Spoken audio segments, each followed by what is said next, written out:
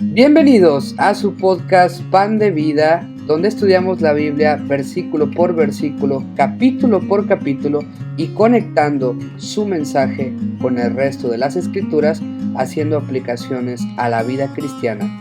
Yo soy Roberto Martínez. Yo soy Gladys Salcido.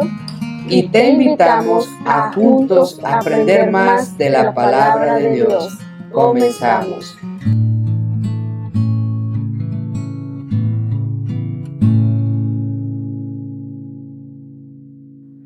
Bueno, pues a nuestros amigos que nos escuchan, les explicamos que estamos comenzando este nuevo podcast llamado Pan de Vida, donde vamos a estudiar capítulo por capítulo la palabra de Dios. ¡Qué bendición! Creo que no hay mayor bendición que esta, que es estudiar la Santa Biblia, las Sagradas Escrituras, la palabra de Dios. Y hoy toca estudiar, como es el primer episodio, el libro de Génesis, capítulo 1, y vamos a estudiar del versículo 1 al 13. Y algunos que ya están viendo el título de este episodio se van a preguntar por qué le hemos titulado La bóveda del fin del mundo. Se preguntarán qué tiene que ver Génesis 1, el relato de la creación, del 1 al 13, con la bóveda del fin del mundo. Bueno, al terminar este episodio van a poder entender por qué le hemos puesto este título. Así que les invitamos a quedarse hasta el último minuto, hasta el último segundo, y va a ser de bendición para cada uno de nosotros. Para empezar, les vamos a invitar a que juntos comencemos con una oración. Bendito Padre Celestial, en esta hora te agradecemos la oportunidad que nos das de estudiar tu santa palabra. Pedimos tu bendición, pedimos sabiduría y sobre todo que nos des de tu santo y bendito Espíritu. Acompáñanos, dirígenos en el estudio de tu santa palabra, Señor. Lo rogamos en el nombre de Jesús. Amén. Vamos a comenzar leyendo el versículo 1. Dice, en el principio creó Dios los cielos y la tierra. Vamos a empezar con la frase en el principio, explicando esta primera frase. Es la primera frase no solo del capítulo, no solo del libro de Génesis, sino de toda la Biblia. Toda la Biblia empieza con la frase en el principio, que en el hebreo es Bereshit. Otra vez que aparece esta frase es en Proverbios 8:22, Proverbios 8:22, donde está hablando la sabiduría. Es decir, si estudiamos todo el capítulo 8 de Proverbios, la sabiduría está hablando. De hecho, aparece desde el versículo 12. ¿Gustas leerlo? Yo la sabiduría habito con la cordura y hallo la ciencia de los consejos. Entonces, desde el versículo 12 ya está hablando la sabiduría. Y continúa hablando hasta el resto del capítulo. Eso nos dice que en el versículo 22 quien habla es precisamente la sabiduría personificada. Y dice en el versículo 22, Jehová me poseía en el principio, ya de antiguo, antes de sus obras. Se puede decir que cuando Dios creó los cielos y la tierra en el principio, como dice Génesis 1:1, pues lo hizo con sabiduría, porque dice el versículo Proverbios 8:22, el que acabamos de leer, Jehová me poseía en el principio, ya de antiguo, antes de sus obras. O sea, aquí hay algo interesante, porque como vemos hoy el mundo, pareciera que no todo fue hecho con sabiduría por las cosas malas que vemos. Por ejemplo, ¿qué cosas malas ves en este mundo, Gladys? Pues yo veo guerras, mucha desnutrición en niños, desastres naturales. Así es, de hecho, podemos ver niños muriéndose de hambre, desnutrición, desastres naturales, guerras, violencia, todo lo que has mencionado y mucho más. Y mucha injusticia también. ¿Y crees que esas cosas nos hablan de que el mundo fue creado con sabiduría? No, nos muestra que hubo un momento en el que el mal entró en este mundo. Le dimos entrada al pecado y de eso vamos a estudiar cuando lleguemos a Génesis 3. Pero hay muchas cosas en la naturaleza que nos hablan que efectivamente este mundo fue creado con sabiduría, como los paisajes hermosos que podemos ver en las playas, en los bosques, los atardeceres, los animales, cómo toda necesidad se puede suplir con algo. Por ejemplo, tenemos necesidad de respirar y para suplir eso tenemos oxígeno, pero no solo eso, tenemos nariz, tenemos pulmones, tenemos todo un sistema llamado sistema respiratorio. Eso solo es por poner un ejemplo. Hay muchos ejemplos más de cómo la vida en este mundo tiene un sentido. Hay un propósito para cada cosa en la naturaleza. ¡Wow! ¡Qué interesante! Todo eso y mucho más nos muestra que en el principio creó Dios los cielos y la tierra con sabiduría. Podemos agregar a todo eso que ya explicaste muy bien, que tenemos en Génesis 1.1 los tres componentes fundamentales que estudia la física. La física estudia el tiempo, el espacio y la materia y muchas cosas más.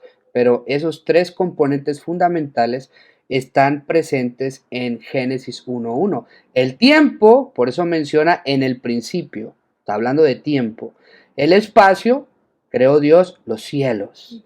Y la materia, creó Dios los cielos y la tierra. La tierra es la materia. Básicamente tenemos elementos científicos en la Biblia desde el primer versículo. ¿Qué otra cosa podemos decir de la frase en el principio? Otra vez que aparece esa frase es en Juan 1.1, que dice, en el principio era el verbo, y el verbo era con Dios, y el verbo era Dios, refiriéndose a Jesús y diciendo que Jesús es Dios. Esto deja en claro que nuestro Creador no es solo Dios Padre, sino también Dios Hijo, o sea, Jesús. Así que el mismo que nos creó fue el que nos redimió muriendo en una cruz. Así es, creo que cuando estudiamos la Biblia así, como lo estamos haciendo ahora mismo, conectando lo que dice un versículo con otros, aprendemos mucho de lo que Dios nos quiere decir en su palabra. Pasamos al siguiente versículo, que es el versículo 2. Lo voy a leer. Y la tierra estaba desordenada y vacía, y las tinieblas estaban sobre la faz del abismo, y el Espíritu de Dios se movía sobre la faz de las aguas. La tierra estaba desordenada y vacía y el planeta estaba lleno de tinieblas, pero aún así se hace presente el Espíritu Santo. Esto nos puede ilustrar cómo llega el Espíritu Santo a nuestra vida cuando estamos desordenados y vacíos. Y así como el mundo se fue embelleciendo por el poder de Dios, así nuestra vida puede ser transformada, nuestro carácter puede ser moldeado a la imagen y semejanza de Dios. Qué buena aplicación has hecho de lo que dice el texto. Es interesante que cada cosa que dice la Biblia tiene no solo una interpretación literal, sino también una aplicación espiritual para nuestra vida. La tierra estaba desordenada y vacía literalmente, ¿verdad? Pero eso también nos habla de cómo nuestra vida puede llegar a estar así a causa del pecado. Pero así como la tierra estaba desordenada y vacía, pero dejó de estarlo por el poder de Dios y porque el Espíritu de Dios se movió sobre las aguas, del mismo modo, tú que nos escuchas, que nos estás escuchando en cualquier red social, en cualquier lugar donde esta transmisión o este podcast está llegando, si tu vida está desordenada y vacía, puede ser cambiada si dejas que el Espíritu de Dios se mueva en tu vida. También otra interpretación que podemos hacer de este versículo es que el tiempo del fin, la tierra quedará igual que como se presenta aquí, estará desordenada y vacía, llena de oscuridad. Jeremías 4:23 nos dice, miré a la tierra y he aquí estaba asolada y vacía, y a los cielos y no había en ellos luz. Es decir, la tierra volverá a estar como estaba al principio, y la razón es porque el pecado solo trae destrucción y muerte. Pero después, así como Dios al principio ordenó el desorden, y llenó el vacío, asimismo lo hará una vez más. También esta es una buena interpretación. Apenas llevamos 2 versículos del capítulo 1 de Génesis y ya hemos encontrado lecciones muy valiosas. Así de bella es la palabra de Dios. Vamos a pasar entonces al versículo 3. Por favor, ¿lo lees? Y dijo Dios, sea la luz, y fue la luz. Vemos que lo primero que Dios crea en este mundo es la luz, porque sin luz pues no se puede hacer nada. Pónganse a trabajar, pónganse a hacer los quehaceres de la casa a las 3 de la mañana o a la hora que gusten, pero de madrugada, cuando no hay sol, cuando no hay luz natural, ¿verdad? Y no enciendan ninguna luz artificial. Pónganse a hacer trabajos y después me dicen cómo les fue, cómo quedó todo, ¿verdad? Entonces, lo primero que hace Dios es crear la luz. Y lo mismo es en nuestra vida. Sin la luz de Cristo en nuestra vida, no podemos hacer nada. Por eso dice el Salmo 27, versículo 1, Jehová es mi luz y mi salvación. ¿De quién temeré? Jehová es la fortaleza de mi vida. ¿De quién he de atemorizarme? Cuando nosotros tenemos la luz de Cristo, no tenemos nada que temer. Una persona que no está en la luz de Cristo todo el tiempo está asustada, con miedo. Eso no debe ser la realidad de un hijo de Dios que tiene la luz de Cristo en su corazón. Por eso en la Biblia vemos una y otra vez la indicación no temas, no temas, no temas. Una y otra vez Jesús nos invita a no temer, a confiar en Él. Pero ¿cuándo viene el temor a la vida? Cuando no está la luz de Cristo en el corazón. Cuando la luz de Dios está presente en nuestra vida, no hay por qué temer. Qué bello es andar en los caminos de Dios, ¿no crees? Así es. Caminar iluminados, como dice el Salmo 119, 105, un versículo muy conocido. Lámpara es a mis pies tu palabra y lumbrera a mi camino. Y otra lección que nos deja este texto es que Dios creó diciendo que existieran las cosas. Dice, y dijo Dios. O sea, todo fue creado por la palabra de Dios, como dice el Salmo 33:6. Por la palabra de Jehová fueron hechos los cielos y todo el ejército de ellos por el aliento de su boca. ¿Cuánto poder debe tener la palabra de Dios? Suficiente para crear mundos, galaxias, constelaciones, todo un universo. Es verdad, cuán grande es Dios. Imagínate que pudiéramos crear lo que quisiéramos solo con decirlo. Por ejemplo, se me antoja un pastel Qué rico. y que diga yo, sea el pastel. ¿Te imaginas? ¿Qué cosa se te antoja? Algo que se te antoje hoy. Ahorita se me antoja un helado. Imagínate decir, sea el helado y que de repente lo tengas en el momento.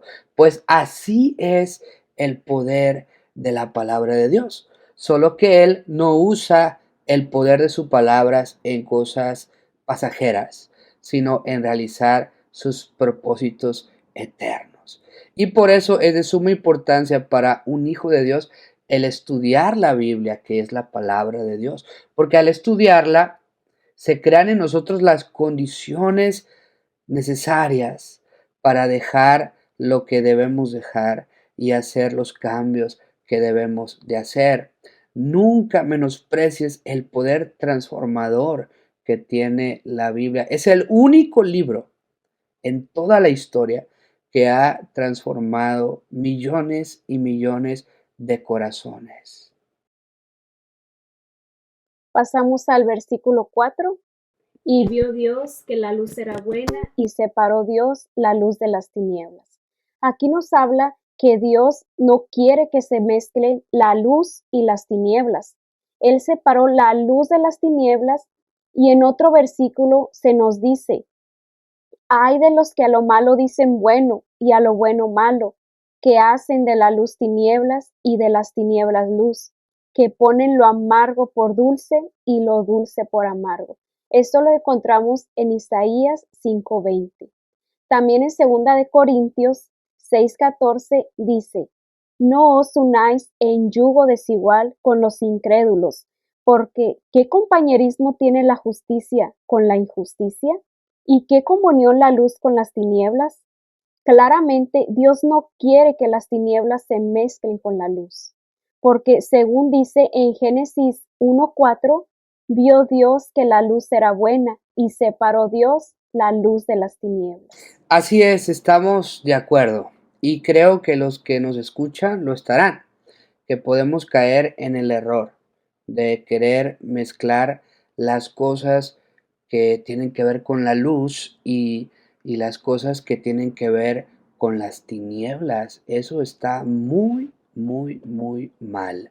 Se puede cometer ese error, por ejemplo, en la música, por ejemplo, en las recreaciones que hacemos, en las diversiones, porque hay diversiones buenas y hay diversiones malas, pero no se deben de mezclar las diversiones buenas con las diversiones malas. Por ejemplo, se ha sabido que hay iglesias que llegan a celebrar Halloween, cuando claramente es una celebración que tiene relación con las cosas oscuras. Muchos se visten de demonios, de cosas satánicas, y a lo mejor algún cristiano puede argumentar que él no se viste de esas cosas, pero se viste de algún superhéroe, de algún otro personaje que no es malo, pero aún así se está participando de esa celebración que tiene tanto un origen malo como algunas prácticas actuales o casi todas las prácticas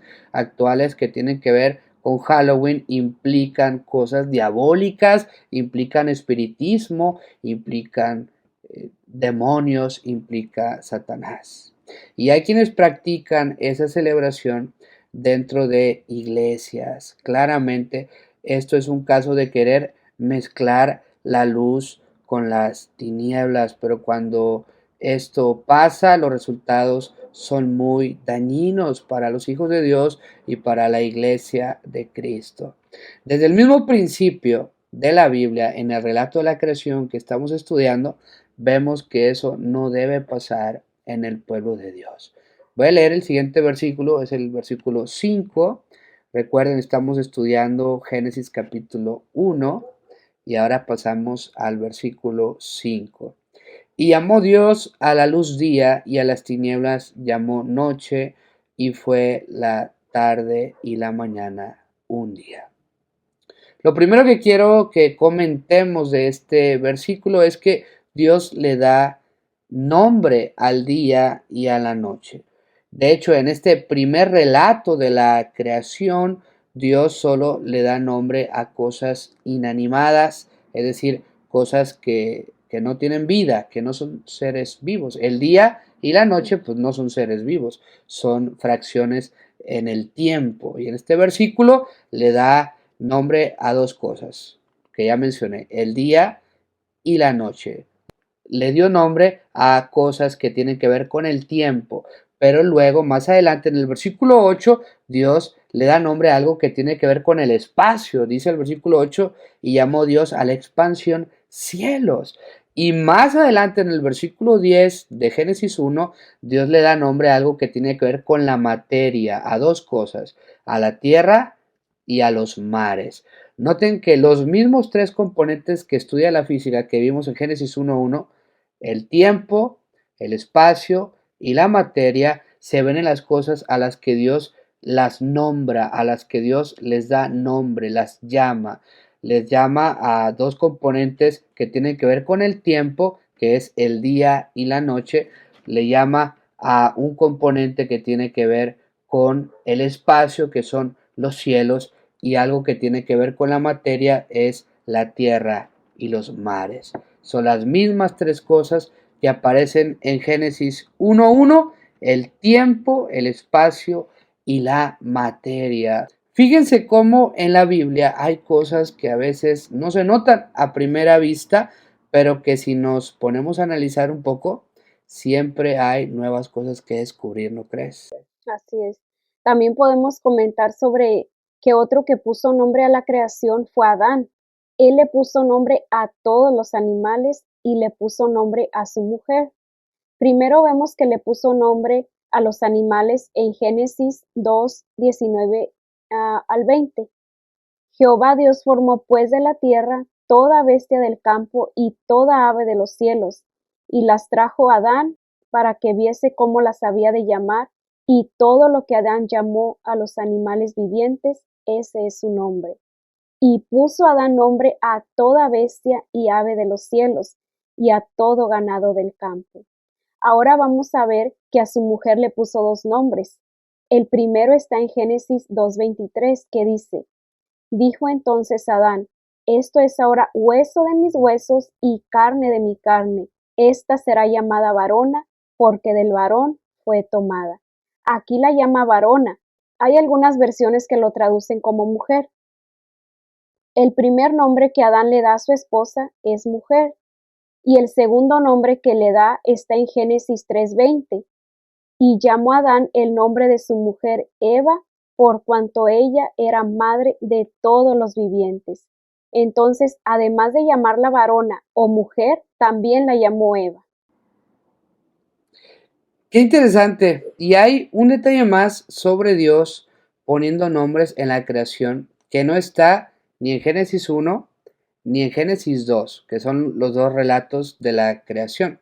Pero podemos estar seguros que Dios puso otro nombre en la creación, aunque no lo digan los dos relatos de la misma creación. Y eso está en Génesis capítulo 5, versículo 2, que dice: varón y hembra los creó y los bendijo y llamó el nombre de ellos Adán el día en que fueron creados. Es decir, sabemos que el primer hombre en la tierra se llamó Adán y se menciona así en muchos otros pasajes, pero aquí muestra claramente que Dios le puso ese nombre a los dos, tanto a Adán como a Eva. Y es porque el nombre Adán, o como se menciona en hebreo, Adam con M, en vez de Adán, Adam, este nombre significa ser humano, un individuo de la raza humana, una persona. Tanto el hombre como la mujer, pues son miembros de la raza humana, son seres humanos, son personas. También el nombre Adam tiene que ver con el color rojo, pero eso lo vamos a dejar cuando lleguemos al capítulo que corresponde estudiar. Qué interesante lo del color rojo. Creo que la lección que podemos sacar de esto es que desde el mismo comienzo de las escrituras se nos habla de la importancia de los nombres, la importancia de poner nombres. Tan importante es el poner nombres que nosotros, aunque aún no tenemos hijos, ya hemos planeado qué nombre le vamos a poner a nuestro hijo o hija si Dios nos lo permite. Así es, y creo que es una responsabilidad que Dios delega, así como le permitió a Adán llamar a los animales y a su mujer, así nosotros tenemos la responsabilidad de darle nombre a nuestros hijos, si Dios nos permite tener, y más que eso, de moldear su carácter, ya que nombre en la Biblia tiene que ver con el carácter. Muy bien, otra cosa que podemos sacar del versículo 5 es que dice la última parte, que fue la tarde, la mañana, el primer día. O sea, los días desde la creación comenzaron en la tarde, no en la mañana. Y la palabra tarde aquí es crepúsculo y se refiere al momento justo cuando el sol se está metiendo al atardecer. O sea, ese momento en que el sol se mete, llamado atardecer o también ocaso. Ok, es por eso que los judíos cuentan los días diferente a como estamos acostumbrados en el resto del mundo. En nuestro modo de contar el tiempo, el día cambia a otro justo a las 12 a.m. Es cuando termina un día y empieza uno nuevo. Pero para los judíos el día cambia al atardecer. O sea, supongamos que hoy es lunes. Para un judío, el martes comienza cuando el lunes está atardeciendo. Y es justo por lo que nos dice el relato de la creación. Es decir, el relato de la creación no dice y fue la mañana y la tarde un día, sino que dice y fue la tarde y la mañana. O sea, al revés de cómo nuestra cultura se cuentan los días. Pues ya hemos sacado muchas enseñanzas y apenas llevamos 5 versículos. Creo que vamos a tener que hacer este capítulo en 2 partes. Algunos capítulos pueden ser en una parte y otros en varias partes, porque hay algunos capítulos que son muy largos y otros más cortos. Estoy de acuerdo. ¿Te parece si esta primera parte estudiamos hasta el versículo 13 y la próxima vez vamos a terminar el capítulo? Está bien. Ok, entonces lee el versículo que sigue, es el versículo 6 y ahora vamos un poco más rápido para no tardarnos demasiado. Dice el versículo 6: Luego dijo Dios: hay expansión en medio de las aguas y separe las aguas de las aguas. Aquí vemos que Dios crea la expansión a lo que después llama cielos, y nos indica que esta expansión separó las aguas de las aguas. Esto nos indica que quedaron aguas por encima del cielo, y posiblemente esas fueron las cataratas de los cielos que se abrieron cuando cayó el diluvio. Toda esa agua que quedó sobre la expansión cayó en el diluvio. ¿Cuánta agua debió haber sido como para llenar todo el planeta completamente? Interesante. De hecho, la palabra aguas se traduce a veces como inundación y aparece muchas veces en la historia del diluvio. Pasamos al siguiente versículo, es el versículo 7, que dice, e hizo Dios la expansión y separó las aguas que estaban debajo de la expansión de las aguas que estaban sobre la expansión, y fue así. Aquí dice lo que ya estábamos comentando, quedaron aguas encima del cielo y eso hacía que el clima en este mundo fuera ideal, no hacía frío ni calor. Ese cúmulo de agua encima del cielo, o en este caso la atmósfera, hacía que nuestro planeta fuera de un clima perfecto. Imagínate qué hermoso habrá sido vivir en un mundo sin calor, sin frío, sin estar comprando aires acondicionados. Tiene que poner calefacción. Imagínate qué hermoso fue vivir para Adán y Eva en ese mundo perfecto, con un clima completamente ideal para ellos. Vamos a pasar al versículo 8. Dice: y llamó Dios a la expansión cielos, y fue la tarde y la mañana el día segundo. Vemos dos cosas que ya habíamos comentado. Dios le da nombre a la expansión y el nombre es cielos.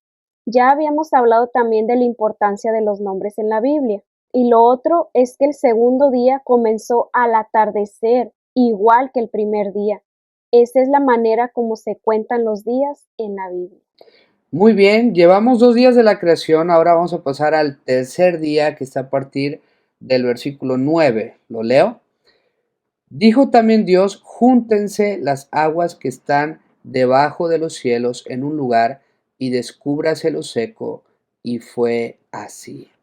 Ahora lo que hace Dios es juntar las aguas que quedaron debajo de la expansión y vamos a ver que esas aguas formaron los mares y se descubrió lo seco, es decir, la tierra, la cual se cree que al principio era un solo continente. Los científicos lo llaman Pangea. Ahora podemos notar que lo que Dios está haciendo es ordenar lo que está desordenado, porque recordemos que en Génesis 1:2 aparece la tierra desordenada y vacía. Entonces, hasta ahora hemos visto a Dios ordenando. Eso es lo que hace los primeros 3 días de la creación y a partir del cuarto día Dios empieza a llenar lo que está vacío. Versículo 10. Y llamó Dios a lo seco tierra, y a la reunión de las aguas llamó mares, y vio Dios que era bueno. Aquí vamos a recalcar algo que no mencionamos los primeros 2 días de la creación. Después que Dios hace algo, cada día lo evalúa y lo analiza, y nota que es bueno. Algo interesante es que el segundo día no dice que vio Dios que era bueno, pero el tercer día lo dice 2 veces. O sea, como para compensar que el segundo día no lo dice, el tercer día lo dice 2 veces. Y esto nos habla que el mundo, al ser creado por Dios, no fue como lo vemos ahora. Todo era perfecto, hermoso. Todo lo que Dios hace es bueno. El hecho de que actualmente en el mundo no sea todo hermoso ni todo perfecto, no quita que un día así lo fue y que un día lo será nuevamente cuando Dios vuelva a crear todo perfecto y hermoso. Qué bonita reflexión podemos sacar de cada versículo que estamos estudiando. Voy a leer el versículo 11. Después dijo Dios, produzca la tierra hierba verde, hierba que dé semilla, árbol de fruto que dé fruto según su género, que su semilla esté en él sobre la tierra. Y fue así. Aquí Dios crea las plantas, incluida la hierba y los árboles frutales, es decir, creó las frutas y las verduras, y es de agradecerse. Cuán bueno es Dios, que proveyó en su creación productos deliciosos y saludables. Yo nunca he visto a alguien enfermo por comer frutas y verduras. Nos enfermamos por otras cosas y una vez ya enfermos, pues puede ser que vamos a suponer a alguien que le da diabetes, pero le da diabetes no por comer frutas y verduras, sino por comer otras cosas como comida chatarra, como hay muchas razones por las que puede dar esa enfermedad, pero una vez que una persona tiene diabetes, ya no puede comer algunas frutas o ninguna fruta. Imagínate qué tan terrible es la enfermedad que aún lo que no hace daño, ya a la persona le causa daño. Es decir, ya no está en condiciones de probar ni siquiera lo saludable, ni siquiera lo que Dios creó para nuestro bien.